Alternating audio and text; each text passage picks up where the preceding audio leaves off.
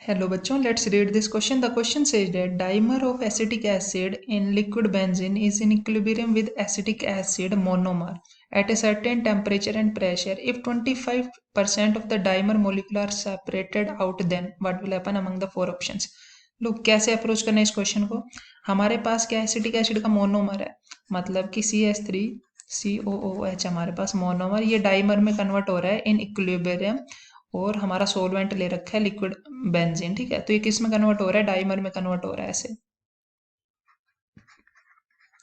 तो ये इसका डाइमर है। ठीक है, अब क्वेश्चन क्या कह रहा है, देखो फर्स्ट ऑफ ऑल इसमें हम बात करेंगे वेंटो फैक्टर की। क्या हो रहा है वेंटो फैक्टर, यहाँ पे तो देखो हमारे पास 1 है, और यहाँ पे मतलब ये 2 मोल्स हैं, सॉरी। ठीक है, तो यहाँ पे तो हमारे 2 हैं, यहाँ पे देखो एक कंबाइन करके मतलब एसोसिएशन शो हो रहा है, और एसोसिएशन के केस में हमारी आई की वैल्यू लेस देन 1 होती है, क्योंकि यहाँ पे हो क्या रहा है, एसोसिएशन हो रहा है, और एसोसिएशन केस में आई की वैल्यू लेस देन 1 होती है, मतलब आई क्या हो रहा है, डिक्रीज हो रहा है हमारा, यहाँ से 2 से मतलब कम में हो गया आयंस में, तो ये आई की वैल्यू क्या हो रही है, डिक्रीज हो रही है। ठीक है, अब अगर आई की वैल्यू डिक्रीज हो रही है और फर्दर हमें क्या कहा है कि 25% of dimer molecular are separated out, मतलब कि 25% डाइमर सॉल्यूशन को निकाल दिया हमें ने, तो निकाल दिया है, तो देखो हमें क्या होता है कि जो आई होता है वो normal mass divided by observed mass के इक्वल टू होता है। ठीक है, ऑब्जर्व्ड मास के इक्वल होता है, तो हमें निकालना है ऑब्जर्व्ड मास पे क्या फर्क पड़ेगा ये बताना है, तो एम नॉर्मल डिवाइडेड बाय आई।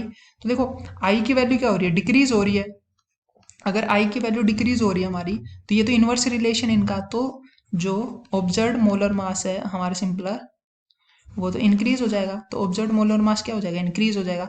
तो यही बताना था हमें कि average molar mass of the solute increases, तो जो मोलर मास होता है ऑब्जर्व्ड वो हमारा इंक्रीज हो जाता है। ठीक है, अब देखो यहाँ पे क्या है, freezing point of the solution reduces, ये बात तो बिल्कुल गलत है, क्योंकि फ्रीजिंग पॉइंट तो इंक्रीज होगा, क्योंकि अगर वेंटो फैक्टर हमारा डिक्रीज होता है तो टीएफ की वैल्यू क्या होती है, इंक्रीज हो जाती है, तो ये तो गलत है यहाँ पे। ठीक है, molar mass of the solute decrease, तो ये भी गलत होगा क्योंकि हमारा इंक्रीज हो रहा है, हमने देखा है। Boiling point of the solution, ये भी गलत है हमारे यहाँ पे। ठीक है, क्योंकि देखो बॉइलिंग पॉइंट पे भी हमें ऐसे ही निकालना रहेगा जैसे टीएफ में करते हैं। ठीक है, तो ये चीज़ भी हमारी गलत हो जाएगी, क्योंकि ये तो रिड्यूस होगी इन सिंपल हम बोल लें तो। ठीक है, तो B option is the correct one. So this is how you have to approach this question. I hope you understood it well. Best of luck.